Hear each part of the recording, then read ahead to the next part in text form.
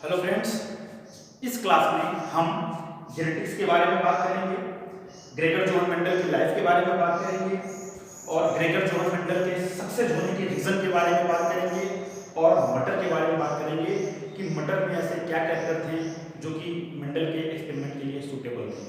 तो सबसे पहले हम बात करते हैं जेनेटिक्स की। Genetics is that branch of biological science is with the study about heredity and variation. Genetics में हम केवल दो चीजों की स्टडी करते हैं, फर्स्ट हेरिडिटी और सेकंड वेरिएशन। डिफिनेशन सुन लीजिए, उसके बाद इसे हम आपको समझाते हैं थ्रू एग्जांपल। हेरिडिटी क्या है और वेरिएशन क्या है, क्योंकि कोई भी आपसे पूछे जेनेटिक्स क्या है, study about heredity and variation is called genetics. Heredity क्या है?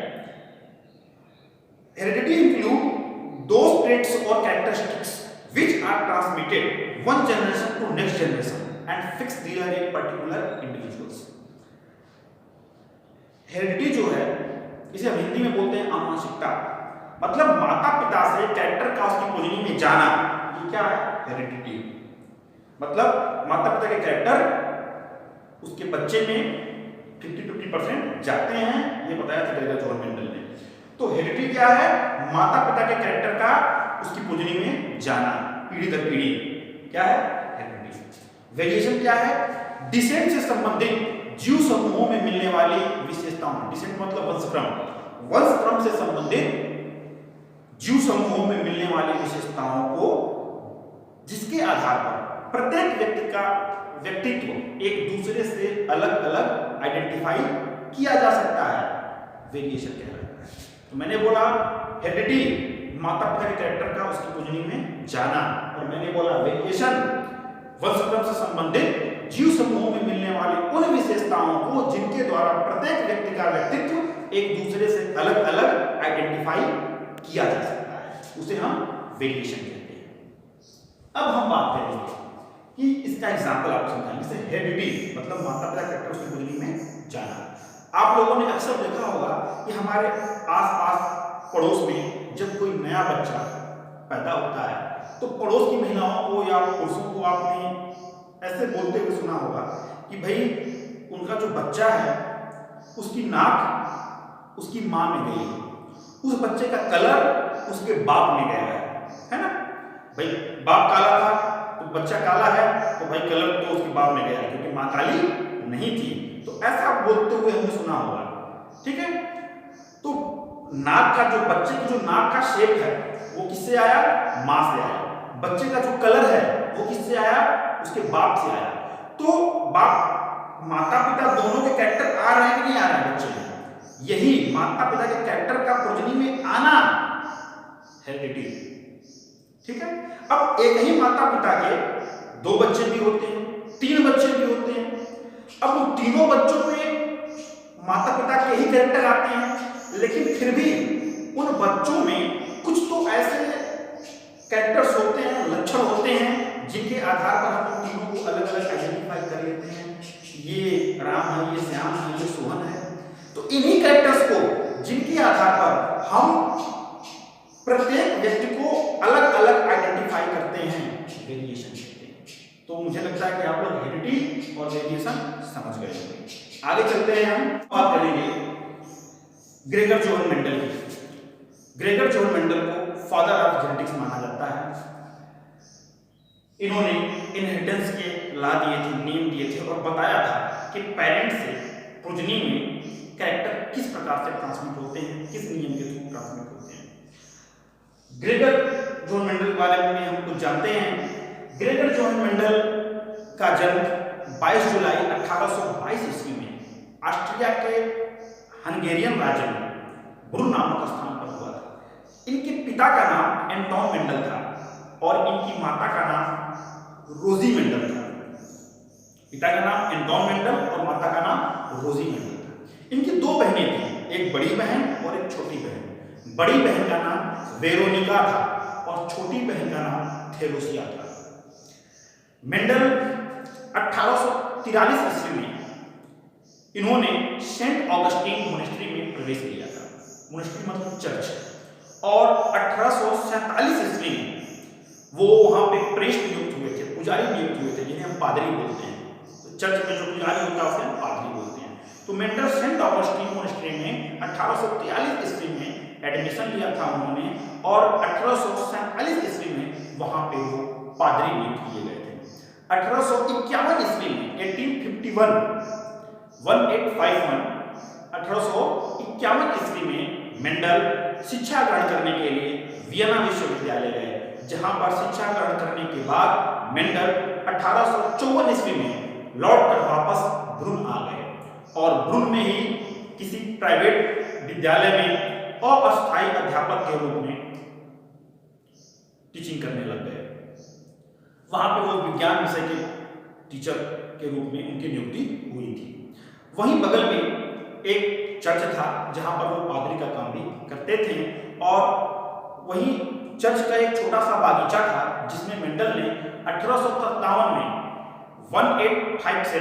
1857 में मेंडल ने मटर के 7 कैरेक्टर को लेकर अपना रिसर्च स्टार्ट कर दिया, एक्सपेरिमेंट स्टार्ट कर दिया, और लगातार 8 सालों तक अपने प्रयोगों को करने के बाद मेंडल 1865 ईस्वी में इन्होंने 8 फरवरी और 8 मार्च 2 बार में अपने रिसर्च पेपर को नेचुरल हिस्ट्री सोसाइटी ऑफ ब्रून के समक्ष पेश किया। तो मेंडल ने अपने रिसर्च पेपर को 2 पेपरों 2 पार्ट में, एक बार 8 फरवरी को और एक बार 8 मार्च को 1865 ईस्वी में इन्होंने नेचुरल हिस्ट्री सोसाइटी ऑफ ब्रून के समक्ष पेश किया, पढ़ा, और यह रिसर्च पेपर जर्मन लैंग्वेज में 1866 ईस्वी में छपी, जिसका टाइटल था हाइब्रिडाइजेशन इन प्लांट्स। मेंडल की मृत्यु 6 जनवरी 1884 ईस्वी में हो गई, और उसके बाद उनकी मृत्यु के 16 सालों के बाद 1900 ईस्वी में ह्यूगो डी व्रीज, कार्ल गोरेंस और शर्मा, इन तीनों वैज्ञानिकों ने अलग अलग खोज किया और एक्सपेरिमेंट किया, और वे 1900 में भी उसी स्थान पर पहुंचे जहां मेंडल 65 में ही पहुंच चुके थे। तो उसके बाद मेंडल को फादर ऑफ जेनेटिक्स का खिताब मिला, और इस प्रकार से ये रही ग्रेगर जॉन मेंडल की लाइफ। इन्होंने इनहेरिटेंस के ला दिए, है ना। तो अब हम कुछ चीजें, भाई ग्रेगर जॉन मेंडल ने मटर के अलावा एक और क्रॉप पे अपना स्टडी किया था, राजमा के ऊपर, ठीक है। तो और राजमा को भी उन्होंने इसके साथ ही पढ़ा था, मटर के साथ ही पढ़ा था। तो मटर और राजमा दोनों पे उनको सेम रिजल्ट मिले थे, ठीक है। दूसरी बात कि मेंडल को जिस समय उन्होंने खोज की उस समय उसका रिजल्ट क्यों नहीं मिला, उस समय इनको मान्यता क्यों नहीं दी गई कि हाँ आपने इसकी खोज की है, इसका श्रेय इनको मरने के बाद क्यों मिला, जबकि 1900 में जब दोबारा तीनों वैज्ञानिकों के द्वारा खोज की गई तब उसका श्रेय क्यों मिला। इसका कारण ये है कि एक साइंटिस्ट थे नागेली, उन्होंने हायरेसियम स्पीशीज के ऊपर मेंडल को काम करने के दिया। हायरेसियम स्पीशीज के अंतर्गत हवाकबीट क्रॉप आती है, उसके ऊपर उन्होंने काम करने के लिए दिया, और मेंडल अपने नियम को हवाकबीट के ऊपर प्रूफ करने में असफल हो गए। इसलिए मेंडल ने खुद ही उस समय अपने रिसर्च की तरफ ध्यान देना बंद कर दिया था। बाद में जब दोबारा खोज हुई तो पता चला कि मेंडल तो इस काम को पहले ही कर चुके थे, ठीक है। आगे चलते हैं हम, reason for the success of Mendel. Mendel success क्यों हुए, उनके पहले के वैज्ञानिक सक्सेस क्यों नहीं हुए। उसका कारण ये था कि ग्रेगर जॉन मेंडल ने सबसे पहले एक लक्षण को लेकर स्टडी किया, फिर 2 लक्षणों को लेकर स्टडी किया, और उसके बाद 3 लक्षणों को लेकर स्टडी किया। ग्रेगर जॉन मेंडल ने जिन लक्षणों का सिलेक्शन अपने स्टडी के लिए किया था, मटर के जिन लक्षणों का सिलेक्शन ग्रेगर जॉन मेंडल ने अपनी स्टडी के लिए किया था, वो सभी कैरेक्टर के स्पष्ट रूप से उनको 2 भागों में बांटा जा सकता था। मतलब कि उनके 2 स्पष्ट रूप से कॉन्ट्रास्टिंग कैरेक्टर थे, है ना। तो प्रत्येक कैरेक्टर के केवल 2 ही रूपों का स्पष्ट रूप से होना मेंडल के सक्सेस होने का कारण बना। और भी कारण है, जैसे मेंडल पे एक्सपेरिमेंट करने में सावधानी बरतना। सावधानी का मतलब यह है कि मेंडल ने इतनी सावधानी बरती कि क्रॉस पोलिनेशन के द्वारा कोई प्रॉब्लम क्रिएट न हो, और साथ साथ ग्रेगर जॉन मेंडल के गणित का ज्ञान उन्हें रेशियो को समझने में सफलता मिली इसके द्वारा। इसके अलावा ग्रेगर जोहन मेंडल भाग्यशाली भी थे, क्योंकि ग्रेगर जोहन मेंडल ने मटर के जिन 7 कैरेक्टर का सिलेक्शन किया था अपनी स्टडी के लिए, वो 7 के 7 कैरेक्टर क्वालिटेटिव थे, वो क्वांटिटेटिव नहीं थे।